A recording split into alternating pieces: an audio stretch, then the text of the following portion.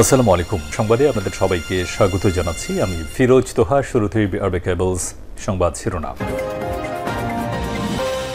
বাংলাদেশের সর্বশেষ গুরুত্বপূর্ণ আপডেট সংবাদে আপনাকে স্বাগত। শুরুতেই সংবাদ শিরোনাম, পরে বিস্তারিত। শুরুতেই জানাবো, গভীর রাতে ফের সীমান্তে কাঁটাতারের বেড়া, বিএসএফের বাধা বিজিবির। ভারতীয় সীমান্তরক্ষী বাহিনী বিএসএফ সদস্যরা রাতের আধারে চোরাইভাবে সীমান্তে আইন লঙ্ঘন করে আবারও লালমনিরহাটের পাটগ্রামের দোহগ্রাম সীমান্তে কাঁটাতারের বেড়া এবং লোহার খুঁটি স্থাপন করেছে। তবে গভীর রাতে সীমান্ত আইন লঙ্ঘন করে এই বেড়া দেয়া হয়েছে এই খবর পাওয়ার পর ঘটনাস্থলে গিয়ে বিজিবি বাধা প্রদান করলে নির্মাণ কাজ বন্ধ রাখতে বাধ্য হয়েছে ভারতের সীমান্তরক্ষী বাহিনী বিএসএফ। এরপর জানাবো, সাগররুনি হত্যা, সাবেক বিচারপতি মানিককে জেল গেটে জিজ্ঞাসাবাদ। সাংবাদিক দম্পতি সাগর সারোয়ার ও মেহেরুন রুনি হত্যা মামলায় সুপ্রিম কোর্টের আপিল বিভাগের অবসরপ্রাপ্ত বিচারপতি এএইচএম শামসুদ্দিন চৌধুরী মানিক ও অবসরপ্রাপ্ত রিয়ার অ্যাডমিরাল মোহাম্মদ সুহাইলকে তদন্তের স্বার্থে জেলগেটে জিজ্ঞাসাবাদ করা হচ্ছে। এদিকে নিজ বাড়িতে বিষ পান করলেন সাবেক ছাত্রদল নেতা। বরিশালের আবু সুফিয়ান নামে এক ছাত্রদল নেতা বিষ পানে আত্মহত্যা করেছেন। আজ নগরীর ভাটিয়াখানা পান্থ সড়ক এলাকায় নিজ বাসায় আত্মহত্যা করেন তিনি। জানাবো, বিএনপির ৬ নেতা মাঠে, জামাতের প্রার্থী চূড়ান্ত। বগুড়া ৫ শেরপুর ধুনট আসনের স্বাধীনতার পর ১২টি সংসদ নির্বাচনে আওয়ামী লীগের ৬ বার এবং বিএনপির ৫ বার ও জাতীয় পার্টির প্রার্থী হিসেবে একবার নির্বাচিত হয়েছেন। আগামী ডিসেম্বরের ত্রয়োদশ জাতীয় সংসদ নির্বাচনে সম্ভাবনা দেখা দেওয়ায় দলগুলো সম্ভাব্য প্রার্থীদের মাঠে নেমে পড়েছে। মামলায় পর্যদস্ত আওয়ামী লীগ ও তাদের শরিকরা ছাড়া বাকি রাজনৈতিক দল এবং সম্ভাব্য স্বতন্ত্র প্রার্থীর লোকজনেরা এখন মাঠে তৎপর। জামাতের একক প্রার্থী হলেও বিএনপি থেকে অন্তত ৬ জন মনোনয়ন পেতে চাইছেন। এদিকে টঙ্গীতে যৌথ বাহিনীর অভিযান, আটক ৬০। বস্তির বিভিন্ন ঘরে তল্লাশি সহ অপরাধীদের সন্দেহে ৬০ জনকে গ্রেপ্তার এবং ৩৯,৪০০ টাকা, ২টি ছোরা, ২টি চাকু, স্লাই রেঞ্জ, একটি কাটিং প্লাস, ৪টি হার্ড ডিস্ক, ৪টি মোবাইল ফোন, ৪ লিটার দেশীয় মদ জব্দ করা হয়েছে। এছাড়াও আরও ছিনতাই কাজে ব্যবহৃত বিভিন্ন সরঞ্জাম উদ্ধার করেছে সেনাবাহিনীর সদস্যরা। এবং সর্বশেষ জানাবো, বলিভিয়ায় ২ বাসের সংঘর্ষ, নিহত ৩৭। বলিভিয়ার পশ্চিমাঞ্চলেও পেটোসি অঞ্চলে ২ বাসের ভয়াবহ সংঘর্ষ হয়েছে। এতে অন্তত ৩৭ জন নিহত হয়েছে, আহত হয়েছে আরও অনেকেই। দেশটির পুলিশ ও স্থানীয় কর্তৃপক্ষের বরাত দিয়ে তথ্য জানিয়েছে কাতার ভিত্তিক সংবাদ মাধ্যম আল জাজিরা। প্রিয় দর্শক, এতক্ষণ শুনছিলেন সংবাদ শিরোনাম, এবারে বিস্তারিত। তবে তার আগে বন্ধুরা, অনুরোধ থাকবে সংবাদটিতে একটি লাইক দিন। এই চ্যানেলে আপনি নতুন হয়ে থাকলে আমাদের সংবাদটি দেখতে দেখতে চ্যানেলটি সাবস্ক্রাইব করে রাখুন। কমেন্ট করে বন্ধুরা আপনার মূল্যবান মতামত জানিয়ে দিন আপনি বিশ্বের কোন দেশ থেকে বা বাংলাদেশের কোন স্থান থেকে আমাদের সংবাদটি দেখছেন এবং শুনছেন। এবারে বিস্তারিত। গভীর রাতে ফের সীমান্তে কাঁটাতারের বেড়া, বিএসএফ এর বাধা বিজিবির। ভারতীয় সীমান্তরক্ষী বাহিনী বিএসএফ সদস্যদের সহায়তায় সীমান্ত আইন লঙ্ঘন করে আবারও লালমনিরহাটের পাটগ্রাম দোহগ্রাম সীমান্তে কাঁটাতারের বেড়া ও লোহার খুঁটি স্থাপন করা হয়েছে। এবার গভীর রাতে সীমান্ত আইন লঙ্ঘন করে এই বেড়া দেওয়া হয়েছে। খবর পেয়ে ঘটনাস্থলে গিয়ে বিজিবি বাধা প্রদান করে নির্মাণ কাজ বন্ধ রাখতে বাধ্য হয়েছে ভারতীয় সীমান্তরক্ষী বাহিনী বিএসএফ। সীমান্তবাসীরা জানান, দোহগ্রামের কলোনিপাড়া সীমান্ত এলাকায় শুক্রবার ২৮ ফেব্রুয়ারি গভীর রাতে বিএসএফ ভারতীয় নাগরিকদের দিয়ে শূন্যরেখার ৩ থেকে ৫ গজের মধ্যে প্রায় ৫০০ গজ এলাকা জুড়ে কাঁটাতারের বেড়া ও লোহার খুঁটি স্থাপন শুরু করে। পরে খবর পেয়ে বিজিবি জওয়ানরা ঘটনাস্থলে গিয়ে অবস্থান নেয়। এতে কাজ বন্ধ রাখতে বাধ্য হয়েছে।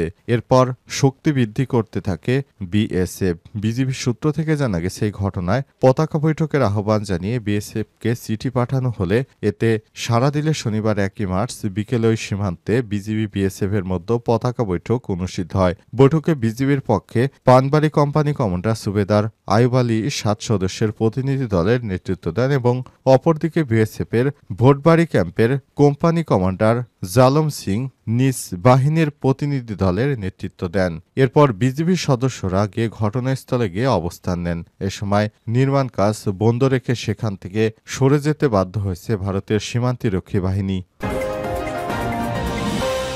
সাগরনী হত্যা, সাবেক বিচারপতি মানিককে জেল কেটে জিজ্ঞাসাবাদ। সাংবাদিক দম্পতি সাগর ও মেহেরুন রুনি হত্যা মামলায় সুপ্রিম কোর্টের আপিল বিভাগের অবসরপ্রাপ্ত বিচারপতি AHM শামসুদ্দিন চৌধুরী মানিক ও অবসরপ্রাপ্ত রিয়ার অ্যাডমিরাল মোহাম্মদ সোয়ালকে তদন্তের স্বার্থে জেল কেটে জিজ্ঞাসাবাদ করা হয়েছে। স্বরাষ্ট্র মন্ত্রণালয়ের মাধ্যমে গঠিত উচ্চ ক্ষমতা সম্পন্ন টাস্কফোর্স তাদের জিজ্ঞাসাবাদ করেন। জিজ্ঞাসাবাদে তারা যে তথ্য দিয়েছে তা যাচাই বাছাই করা হচ্ছে। মামলার তদন্তকারী কর্মকর্তা PBI অতিরিক্ত পুলিশ সুপার আজিজুল হক গত 16 ফেব্রুয়ারি তাদের জিজ্ঞাসাবাদের জন্য ঢাকার চিফ মেট্রোপলিটন ম্যাজিস্ট্রেট আদালতে আবেদন করেন।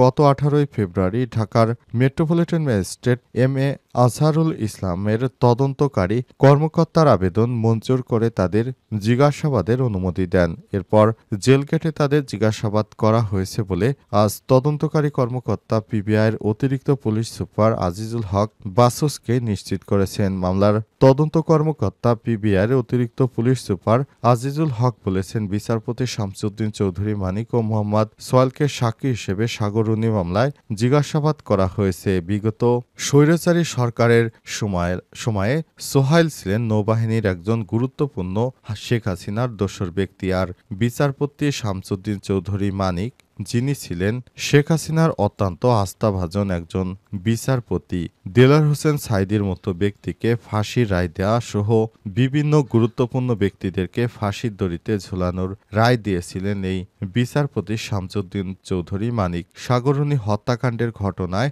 আওয়ামী লীগ সরকারের সময় অন্তত 100 বারের মতো তাদের মামলার রায়টি পেছানো হয়। অনেকেই বলেছেন এই মামলার পিছনে আওয়ামী লীগের প্রভাবশালী ব্যক্তিরা জড়িত থাকার কারণে এই মামলাটি নিষ্পত্তি করা না করে বরং বারবার শুধু এই মামলাটির ডেট ঘোরানো হয়েছে। নিজ বাড়িতে বিষ পান করে সাবেক ছাত্রদল নেতার মৃত্যু। বরিশালের আবু সুফিয়ান নামে এক সাবেক ছাত্রদল নেতা বিষ পান করে আত্মহত্যা করেছেন। শনিবার 1 মার্চ নগরীর ভাটিখানা পান্থসড়ক এলাকায় নিজ বাসায় আত্মহত্যা করেন তিনি। আবু সুফিয়ান নগরীর ভাটিয়াখানার বাসিন্দা জলিল হোসেনের ছেলে ও বরিশাল মহানগর ছাত্রদলের সাবেক সদস্য। বিষয়টি নিশ্চিত করেছেন কাউনিয়া থানার ভারপ্রাপ্ত কর্মকর্তা ওসি নাজমুল নিশাত। বলেছেন, কী কারণে আবু সুফিয়ান বিষ পান করেছেন তা আমরা জানতে পারিনি, তবে প্রাথমিকভাবে বিষয়টি আত্মহত্যা বলে ধারণা করা হচ্ছে। পরিবারের সদস্যদের বরাত দিয়ে ওসি আরও বলেছেন, দুপুরে ঘরে বসে আবু সুফিয়ান বিষ পান করলে পরিবারের সদস্যরা তাকে রাজধানীর শেরেবাংলা মেডিকেল কলেজ হাসপাতালে ভর্তি করেন। পরে চিকিৎসাধীন অবস্থায় সুফিয়ান মারা যায়। তার মরদেহ ময়নাতদন্তের জন্য সেবিসিম হাসপাতালের মর্গে পাঠানো হয়েছে। ময়নাতদন্ত শেষে মরদেহ পরিবারের কাছে হস্তান্তর করা হয়েছে। জানা গিয়েছে, বিএনপির নেতারা আওয়ামী লীগ সরকার পতনের পর আধিপত্য বিস্তার করে দুই গ্রুপের মধ্যে সংঘর্ষ শুরু করেছে সারা দেশে। এরই ধারাবাহিকতায় হয়তো অপরপক্ষের কোনো অপমান অবাঞ্ছিত হওয়ার কারণে সে আত্মহত্যা করতে পারে, এমনটাও ধারণা করা হচ্ছে। ময়নাতদন্তের পরই প্রকৃত কারণ জানা যাবে। বিগত 5 আগস্ট আওয়ামী লীগ সরকারের পতনের পর বাংলাদেশ জামাত ইসলাম তাদের নিবন্ধন ফেরত পাওয়াসহ বেশ গুরুত্বপূর্ণ একটা শক্তিশালী অবস্থানে দাঁড়িয়েছে। এরই ধারাবাহিকতায় জামাত সারা দেশে 300 আসনেই তাদের নেতা নির্বাচনের ঘোষণা দিয়েছে আসন্ন ত্রয়োদশ জাতীয় সংসদ নির্বাচনে। এরই মধ্যে বগুড়ায় 5 জন বিএনপির নেতাকে আওয়ামী লীগের এবং বিভিন্ন দলের যারা আগে কাজ করেছেন তারা এখন জামাত ইসলামের নেতা হিসেবে আত্মপ্রকাশ করতে চাইছে, এমন একটি সংবাদ পাওয়া গেছে। বিচার বিশ্লেষণ করে দেখা গেছে, বিগত সময় এই নেতারা আওয়ামী লীগ কিংবা জাতীয় পার্টি বা অন্যান্য রাজনৈতিক দল থেকেও তারা নির্বাচিত হয়েছেন। তবে এবার জামাত ইসলামের ফিল্ড ভালো থাকায় তারা বিএনপি ত্যাগ করে জামাত ইসলামের সঙ্গে যুক্ত হয়ে তারা ত্রয়োদশ জাতীয় সংসদ নির্বাচনে সংসদ সদস্য হওয়ার স্বপ্ন দেখছে। এমনই 5 জন বগুড়ায় বিএনপির নেতাকে জামাত ইসলামের প্রার্থী হিসেবে চূড়ান্ত করা হতে পারে, এমন একটি সংবাদ প্রচারিত হয়েছে বিভিন্ন সংবাদ মাধ্যমে। তবে এ বিষয়টি নিয়ে এখনো স্পষ্ট করে কোনো তথ্য পাওয়া যায়নি।